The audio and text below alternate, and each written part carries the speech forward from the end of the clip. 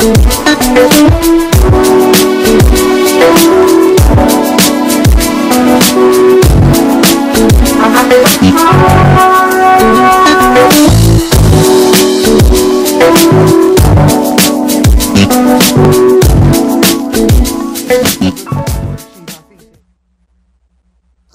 afternoon. Welcome once again to the showcase. I'm your host, Rashid Hafiz. Today, we have natural hairstylist, Mishon Mishon, on our show. Follow us. Let's take a journey.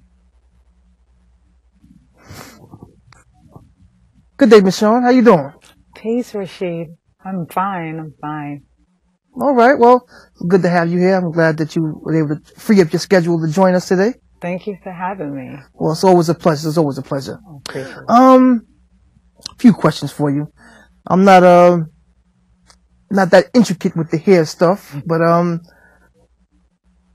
as a man, and I know a few other females, a lot of females, they want to know what this natural hair stuff is all about. So, can you please inform us what natural hair is really about? Well, natural hair, it's as old as we are, and it's currently been brought into the light by the social medias. Actually has been bringing a lot of light to our hair and our hairstyles and tutorials. But I've been in the business for over 30 years doing hair care for Black women specifically. Okay. And just doing what comes natural to us, the way we do our hair absent of going to the salon.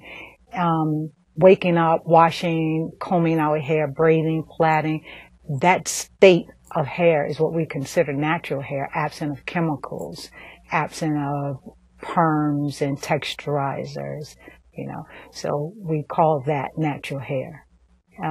And it's just something that we can be so versatile with that it's now a phenomenon for a lot of people, but for us, it's just daily life and activity for a Black woman and a child. Okay. How long have you been doing natural hair? Like, what influenced you to start doing this hair?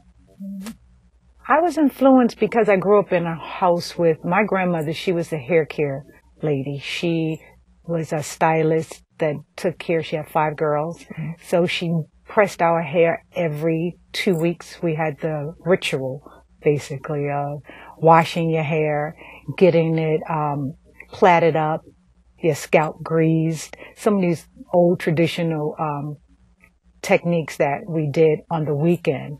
Before school started, you had to take your hair down on Friday. If it was in braids, you had to get it washed. You had to get it conditioned, get the scalp greased, get it plaited back up before Monday. And just watching her do that, and when we had special occasions, maybe like picture taking day or a specific holiday, she would press our hair with a hot comb. So we knew what to expect. Being 5 girls, we would just line up and get ready for the ritual of beautification. And that kind of sparked my attention, in how I wanted to wear my hair. Some things that I wanted wasn't acceptable for a certain age. I wasn't going to be able to get that. And bigger girls, they were able to get bangs or get curlers in their hair. That wasn't for me. So I couldn't wait to be able to make my own hair decisions. Okay. Now, as far as education is concerned, what's the difference between an educated person on here and the hairs of school? Well, it's really hard to give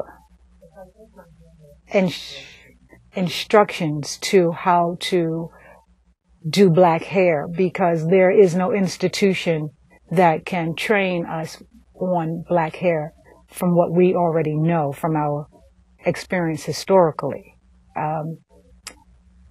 Here in New York City, I was part of a team of natural hair care stylists who took to the board of cosmetology in Albany a position that we wanted to be licensed separate from cosmetology, which included chemicals and coloring and dye and things that we don't do with our natural hair in the business. We were trying to separate ourselves.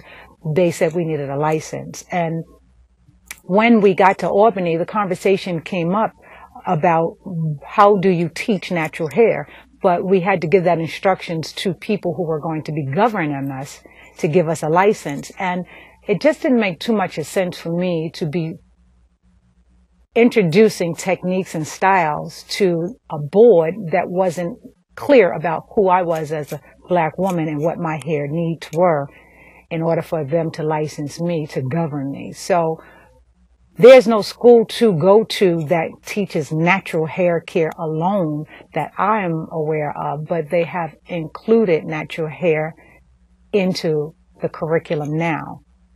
So we just try to teach each other and hand it down to the children what our parents handed down to us. Okay. Now, as you see the fashions go on, why are people now starting to wear their hair in locks and froze and things like that? Where does that come from, or why do you think that is happening now? I think it's a need. I think it's more of a need than anything. I think Black women like myself and other women, we've tried everything. We follow all the rules. We broke a lot of rules, and it broke our hair off. We've been burnt. We've been scalded. We've been just going through this miserable cycle of growing hair, losing hair, and trying to keep up with the Joneses or the traditions of what they dictate to us as concepts of beauty. So when we started to wear the natural hair, maybe starting out with braids, then we went to twists, then we went to locks. I remember when I first locked my hair, my grandmother was like, I raised you better than that. You're never going to get a husband looking like that, you know. And I thought, what did I do? What did I do to make her feel that my hair was going to determine, you know, how my being selected as a wife, you know, would determine. But we had to break with those traditions or those ideas of other people's concepts of beauty and embrace our own hair, embrace our own natural textures, learn to, you know, lock our hair and grow our hair. And the locks caught on because we saw that we can have a healthy head of hair, and it can grow long, and it can be strong, and we can be beautiful. And we learned to accept that. We're still growing into that. Everybody who goes natural really don't understand how to maintain their hair or even how to embrace it. They just know that they have to do something different. Is natural hair just for women, or is it for men also? Your concept of natural hair and how to style it and beautify it. Well, it's more than just styles when we talk about natural hair. I think it's the natural order of people of African descent or people of color, or people who don't have European type hair. I think that it's for the Black family, it's for the man, it's for the woman, it's for the child, you know. It's not just for the women to go to the salon and just, you know, don these beautiful styles. No. A lot of my customers are men. A lot of my customers will spend more money than the women, and they happen to be the male, you know. Now, do you think this is just for African American people? Because as you sometimes see, a lot of Caucasians or Spanish people, they wear a fro or they try to get braids. Or do you think why does that happen, or is this strictly an African American thing? It's not an African American thing at all. It's global. It's actually global. Again, it's the standards of beauty. We are breaking from other people's concepts of what beauty is. I think people are looking inwardly and trying to express what makes them feel good, what makes them look good, and make them feel comfortable, you know, and not be dictated to. It's definitely not just for one race versus or the other. Okay. And you touched earlier about how your grandmother spoke about your hair. How do you feel that affects a person's self-esteem when their hair or makeup is done a certain way? And how do you think that affects them? Wow, the way a person wear their hair or the way a person present themselves in public and how they're being perceived or accepted, it differs on people's self-esteem greatly. You know, I look at young girls whose hair is not, you know, growing or kempt, is not braided, and they're trying to wear the perms, but the perms might break their hair off. They get teased a lot because they just haven't come into that place where they know exactly what to do, but they're trying to do what the rest of people say is accepted, but it just doesn't work for them. They need training. They need somebody to sit down and show them that that might work for somebody else. It's not necessarily going to be what works for you, to build their confidence up, to build their self-esteem up. I know a lot of women who go to the workplace, corporate America, and they can wear perms and they can wear wigs and they can wear all kind of straight hairstyles. But when they go in there with their natural hair, because for whatever reason, maybe they just chose to change their style and go natural and do away with those, they have such force coming against them, and their self-esteem is questioned. They feel good because they wear natural hair, but then they get the flack from corporate America that we don't want to see this, you know, so they get caught in the middle. How does this type of style, or the hair, the way you do a woman's hair, is it different? Do you think it affects a young girl different than a grown woman, or do you think it's the same? I think we have to start working on them as young as we can get them, because we want to build the self-esteem and the confidence levels really early on. It's so important that they are told that they're beautiful regardless to what their hair look like. We have to, you know, incorporate that into just our general conversation with our children as well as the boys, you know, that what you were born with is what you are supposed to have on purpose. It's not an accident. And the reason why I ask that is there's so many fathers who they're taking care of their daughter. I have an uncle, there's so many men who have young daughters, nieces, and things like that, and they're trying to raise these young girls, but they have no clue on how to do their hair. What can you advise them on, you know, how do you help a young woman? Well, I have workshops that I do. I do workshops for mothers who have been in the perm arena all of their lives. Their parents wasn't able to braid or twist or do natural hairstyles. Just everybody just do not know how to do hair. And these are grown women who have never been able to remember a time without chemicals, who go on to have little girls. And they don't know how to take care of hair. And fathers who are single parents and raising girls, they don't have. So we have workshops for them. We have one-on-one. We have group workshops to help them do the basic detangling, the washing, the daily maintenance of hair, you know. And there are some males that can do wonderful, wonderful styles on little girls' hair. You wouldn't think that it was a woman that was doing it. Okay. Well, I know we have, on that note, I know we have some models here. Yes. And to actually show the audience what you're actually talking about, we're going to bring them on. Okay. And you're going to try to walk us through or explain that actual process and what we're actually looking at. Oh, okay. All right? No problem. So let's get to it. All right. See you soon. All right, we're back. We got some beautiful models here. Gotta do something with mine now. I feel inferior now. Inferior. It's a new black words. Yeah, we put it in the books. We create everything, don't we? Hey. All right, so who we have here? Let us know. I have one of my models here. This is a young sister. Her name is Eveline. And when we talk about natural hair, we talk about the hair in its condition of textures. Natural can be textures. Natural can be with color, absent of putting processes in it to straighten it.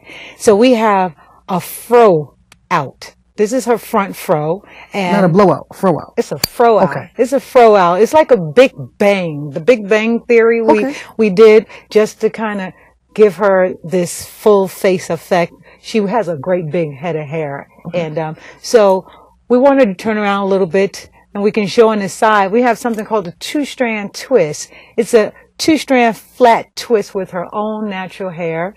No extensions are added to it.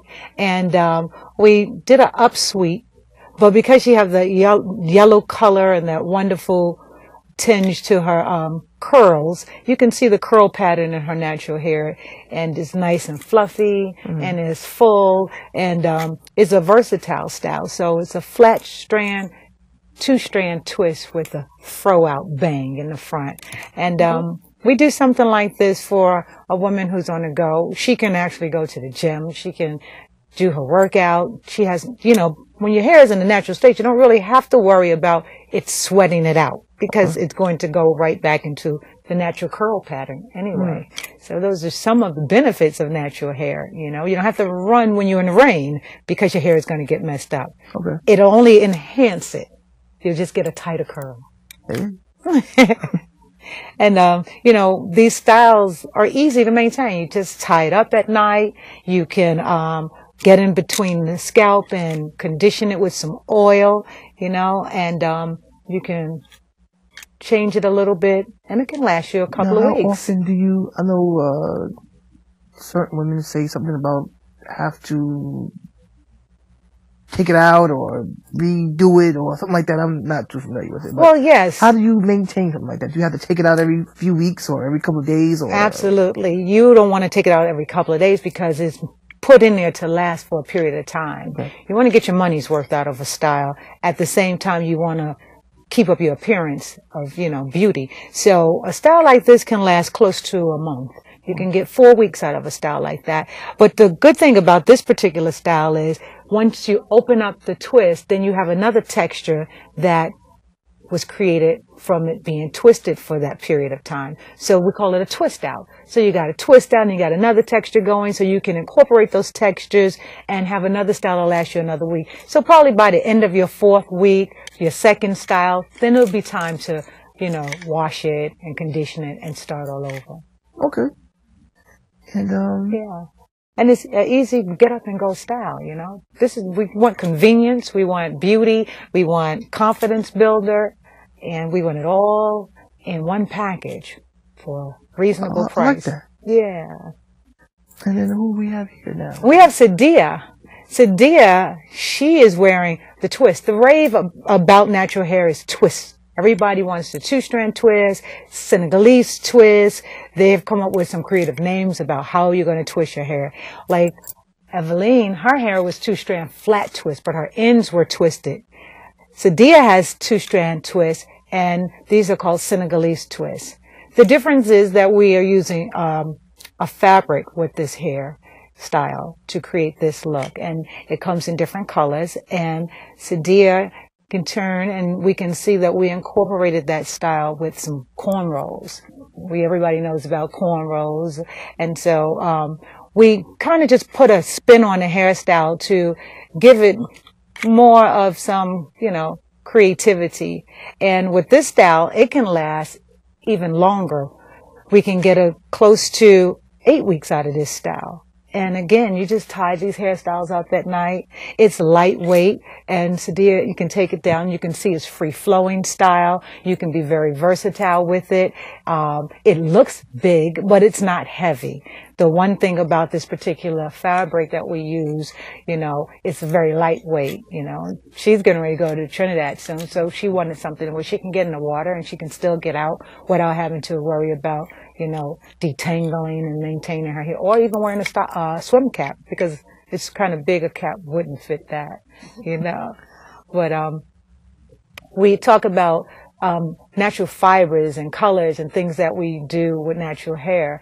And this goes back as far as ancient Egypt, when we look in some of the hieroglyphs or the paintings on the wall, and we see these same styles, a lot of them. If you study, you know, your history and the arts of antiquity, we'll see these things in museums as well. So you can go on vacation, not worry about jumping in the water? No. Okay. And that's part of the problem why black folks don't know how to swim. A lot of us do not know how to swim because we will always worry about our hair. We have some hair hang-ups that have kept us back from a lot of things, you know. You wait, when the rain comes, you see black women running, sprinting all over the place, getting out of that water, you know. And the style that you have, let us know a little something about that. This style is actually something that I created to define myself. Coming out of the principle of Kuji Jakalia in Guzu Saba, is one of the principles of Kwanzaa, to define yourself, to name yourself, and to speak for yourself. Kuji Jakalia is the principle. And so when I did my hair this way, I needed a logo. I needed something that was going to represent my business, and I couldn't quite figure out what would that be. And I went without a logo for many years, and then I came up with the idea to do the sculpted mohawk style. And that's when I created this look. And so it's been seen all over the world, and variations of it in many other artistry, you know. So this is when I honed for my own business. Okay. And it's my locks. It's my locks that are a little longer than waist length, just wrapped up meticulously into a quick style. Yeah. So let us know a little bit more about how that type of style is kept, or how did you think to put that together? Well, it's easy to maintain because it's locks. Locks are basically a wash and grow and groom hairstyle. You don't have to do any combing. You're not losing any hair in the comb or the brush. It's not shedding.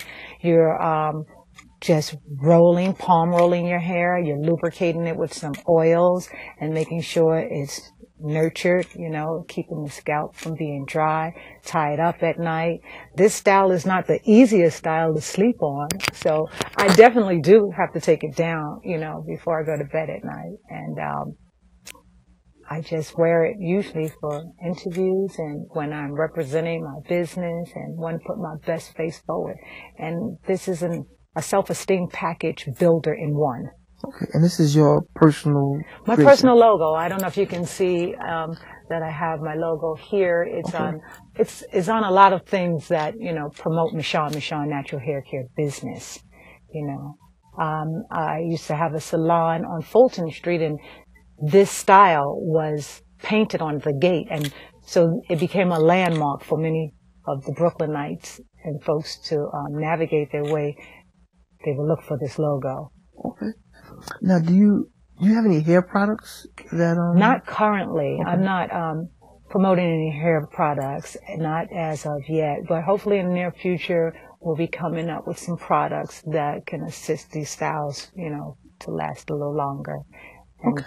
So if someone wanted to contact you about their classes or to get their hair done, how would they do? How would they reach you? They can call me at 917-207-3643.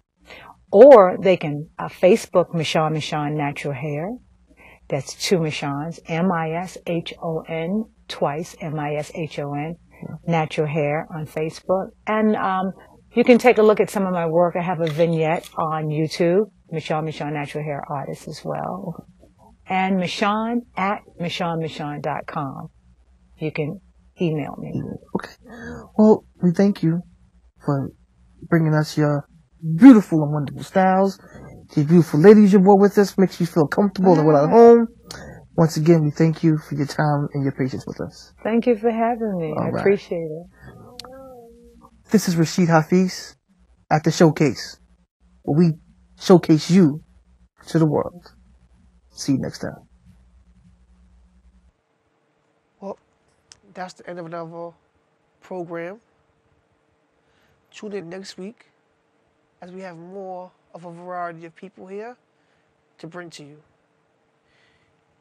If you have a business or you're an artist and you want to appear on our show, feel free to contact us at righteousminds1@gmail.com. Once again, that's righteousminds1@gmail.com. Hope to see you soon.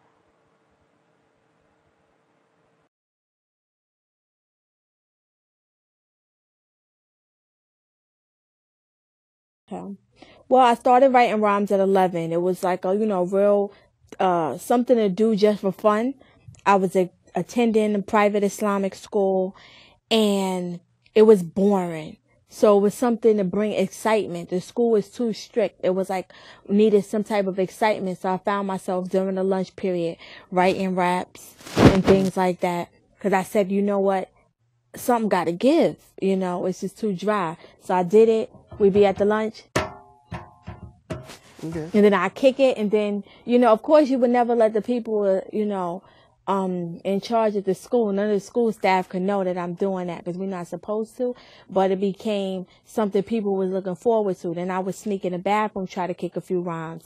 Then in high school, it was like I would rhyme in the classroom and people would get so excited about my raps that the teacher would have to exclusively put away some class time. She would bribe the class by saying, like, if you all finish this project and stuff, then, you know, such and such amount of minutes before the period ends, then, you know, she gets to recite her rap. So, I mean, just doing for years and years underground. Once I made a decision, once I seen the success that Lauryn Hill had with the Miseducation of Lauryn Hill, the album, I seen her accolades. I said, you know what? I don't need because I was writing like, you know, bull crap, you know, money, drugs, sex, this and that, things I don't even know nothing about, wasn't even really my life and things like that. Cursing. I said, oh, I want to do what Lauryn Hill does. Look, she's getting accolades. She's, you know, she's winning. I want to do what Common Sense does. I want to do what Tyler Kweli does. And at that time, my manager said to me, they don't make no money. I said, well, they going gold. At that time, platinum was a big thing, but I said, they're going gold. They're selling 500,000 records. We want to sell 500,000 records. We ain't in it for that. That's not going to. So we had to split, and no one believed in my vision. I went on my own. It's Misunderstood, and I got my little helper, my daughter here. Let's go, y'all. Come on. You gotta rise and grind and don't let nobody stop your shine. You gotta rise and grind and don't let nobody stop your shine. You gotta rise and grind and don't let nobody stop your shine. You gotta rise and grind and don't let nobody stop your shine. People don't know something, they'll speculate. If they think they know something, they'll fabricate. And if they know something, they'll just hate. But you gotta make it happen for you anyway. Make a move that makes a difference. Stop worrying about people, leave it to the senses. Show your strength like a gymnast, and if you have to, mix it up like a chemist. Just make sure your goals are no limit. Shortcut or not, just handle the business. Show your skills like tennis and get back up the fight when they think you finished. What? You gotta rise and grind and don't let nobody stop your shine. What? You gotta rise and grind and don't let nobody stop your shine.